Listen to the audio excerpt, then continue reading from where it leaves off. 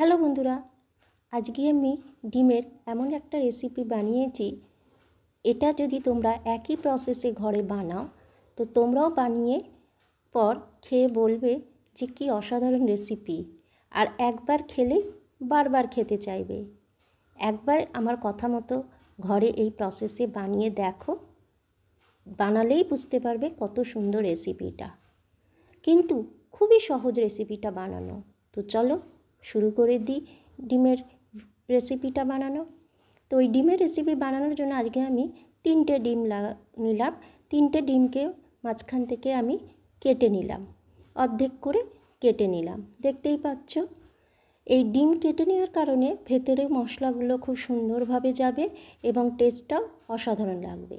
তারপর একটা প্যানের মধ্যে একটু সর্ষের তেল দিয়ে তাতে একটা ছোটো চামচ হলুদের গুঁড়ো, 1 ছোটো চামচ কাশ্মীরি লঙ্কার গুঁড়ো আর একটুখানি ধনের গুঁড়ো আর একটু নুন দিয়ে ডিমগুলো আমি ওই তেলে একটু হালকা করে ফ্রাই করে নেব। এইভাবে ডিম ফ্রাই করলে ডিমের কালারটাও যেমন সুন্দর হয় এবং ফ্লেভারটাও খুব সুন্দর হয়।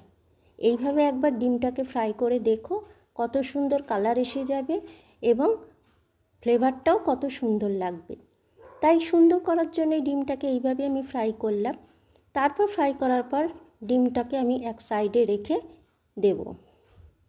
এই ডিমের রেসিপিটা বানাতে এমন কিছুই জিনিস লাগে না, ঘরের সমস্ত রকমই জিনিস আমাদের থাকে, সেই সব জিনিস দিয়েই অনায়াসে বানানো যায় এবং এত ইজি বানানোটা তোমরা দেখলেই বুঝতে পারবে যে এত ইজি, তোমরা নিজেরাই বলবে।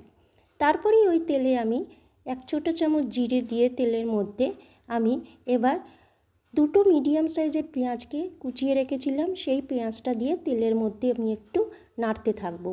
এই সময় গ্যাসের ফ্লেমটা আমি মিডিয়াম করে দেব এবং 2 মিনিট মতো একটু নাড়িয়ে চাড়িয়ে ভাজার পর এই পেঁয়াজের মধ্যে আমি দিয়ে দেব 1 চামচ আদা রসুন বাটা।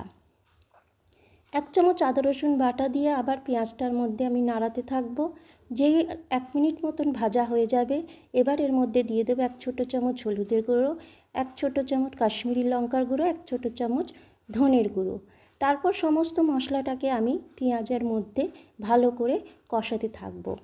তারপরে আমি দিয়ে দেবো এর মধ্যে আমি 3টে কাঁচা লঙ্কা মাঝখান থেকে চিড়ে রেখে দিয়েছিলাম, দিয়ে নাড়ানোর পর এর মধ্যে আমি দিয়ে দেব 2টো মিডিয়াম সাইজের টমেটো আমি আগে থেকেই পেস্ট করে দিয়ে রেখেছিলাম মিক্সারে। সেই পেস্টটা পুরোটা ঢেলে দিয়েই ওর মধ্যে 1 চামচ নুন দিয়ে ভালো করে নাড়ালাম। নাড়ানোর পরে আমি অল্প করে জল দিয়ে গ্রেভিটাকে ফুটতে দেব। দেখো বন্ধুরা, আমি বেশি জল দিইনি, অল্পই জল দিয়েছি, কারণ এটা তো একদম গ্রেভিটা গা মাখা হবে, সেই জন্যই আমি অল্পই জল দিয়ে 2 মিনিট মতো ঢেকে দিয়েছিলাম। 2 মিনিট পর ভালো করে ফুটে উঠলে আমি এবার ওর মধ্যে এক এক করে ফ্রাই করা ডিমগুলো দিয়ে দেব। দেখতে পাচ্ছ বন্ধুরা, গ্রেভির কালারটা কি সুন্দর হয়েছে। ঠিক একই রকম প্রসেসে আর যেরকম আমি লঙ্কার গুঁড়ো, হলুদের গুঁড়ো, ধনের গুঁড়ো দিয়েছি, যখন যে প্রসেসে মশলাগুলো ঢেলেছি একই রকমভাবে করলে গ্রেভির কালারটা একই আসবে। আর অবশেষে ওপর থেকে ছড়িয়ে দিলাম কিছু ধনেপাতার কুচি। দেখো এবার তোমাদের সামনে থেকে একদম পরিবেশন করে দেখাচ্ছি, কেমন লাগছে বলো গ্রেভিটা দেখে, কালারটা কতটা সুন্দর হয়েছে দেখতে পাচ্ছ বন্ধুরা। আশা করি বুঝতে পারছো কতটা সুন্দর হয়েছে। তো আমার ভিডিওটা যদি একটুও তোমাদের ভালো লাগে, একটা লাইক, কমেন্ট, শেয়ার করো আর চ্যানেলটাকে সাবস্ক্রাইব করে পাশে থেকো। আর ভিডিওটা যে এতক্ষণ ধরে দেখলে তার জন্য অসংখ্য ধন্যবাদ। আজকের মতো আসি, আবার পরে একটা ভিডিও নিয়ে দেখা হবে। তো